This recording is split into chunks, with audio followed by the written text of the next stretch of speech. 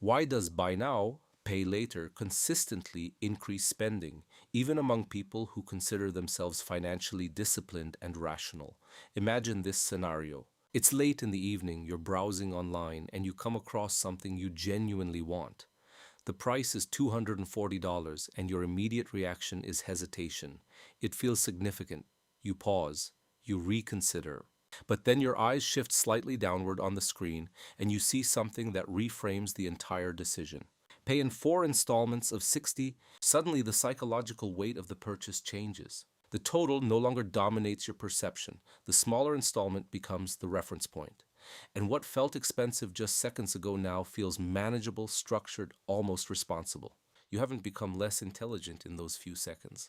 Your brain has simply been guided. This is not about financial illiteracy. It is about cognitive architecture, the way human decision making is naturally structured. And modern financial tools are designed to align perfectly with that structure. Let's begin with anchoring, because this is where the transformation happens. When your brain encounters numbers, it does not evaluate them in isolation. It anchors to the first salient figure it sees and uses that number as a benchmark for comparison. $240 feels substantial, but $60 does not. Once the installment becomes the focal point, the total price quietly loses its psychological dominance. That is not accidental design. Companies understand that consumer behavior shifts dramatically when attention is redirected from total cost to periodic cost. Perception, not arithmetic, drives behavior. Now consider something even more subtle.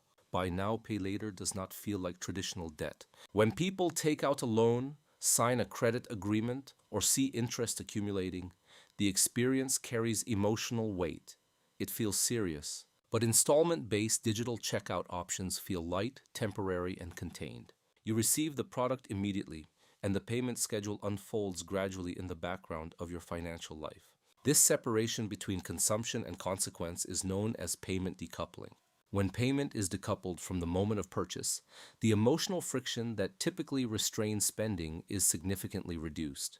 And when friction is reduced, spending increases. Layered on top of this is present bias, one of the most powerful behavioral forces in economics. Human beings systematically overvalue immediate rewards and undervalue future costs.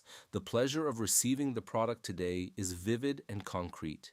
The inconvenience of paying later is abstract and distant. Your brain prioritizes the immediate experience because evolution rewarded short-term survival, not long-term financial optimization. So, in that brief checkout moment, your neurological system does not conduct a spreadsheet analysis.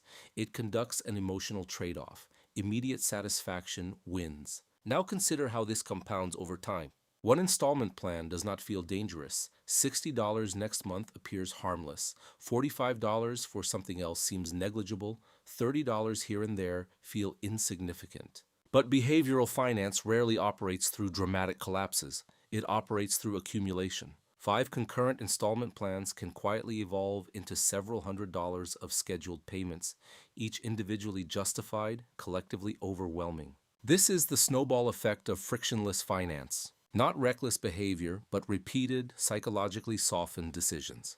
There is also the force of social proof. When buy now, pay later options appear at nearly every online checkout, when friends use them casually, when the practice becomes normalized across entire consumer markets, it stops feeling like borrowing. It begins to feel like standard procedure. Humans are social learners. For most of our evolutionary history, following the group increased survival probability. But financial systems are not savanna environments. What feels socially validated may still be economically fragile. And then there is the illusion embedded in the phrase no interest. When consumers hear interest-free, they interpret it as costless. Yet the business model does not rely on charity. Merchants pay transaction fees, prices incorporate financing structures, late payments trigger penalties. The absence of visible interest does not eliminate economic cost. It simply conceals its structure. Again, perception governs reaction. The most important insight here is this. Buy now, pay later does not manipulate irrational people. It leverages universal human tendencies.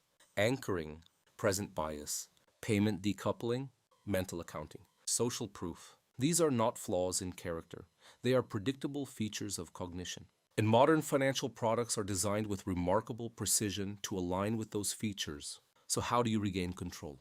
The most powerful intervention is surprisingly simple. Before selecting the installment option, pause and ask yourself, would I still make this purchase if I were required to pay the full amount today immediately without division? If the answer is confident and considered, the decision may be aligned with your priorities. If the answer contains hesitation, discomfort, or rationalization, that discomfort is not weakness. It is information. Behavioral finance ultimately teaches a humbling lesson. The greatest financial risks rarely originate from external shocks alone, not from inflation, not from interest rate shifts, not even from market crashes. They originate from predictable human behavior interacting with well-designed systems. Buy now, pay later does not create desire. It amplifies it. And awareness is the mechanism through which amplification becomes optional rather than automatic. Because once you understand the psychology, you interrupt the pattern. And when you interrupt the pattern, you restore agency.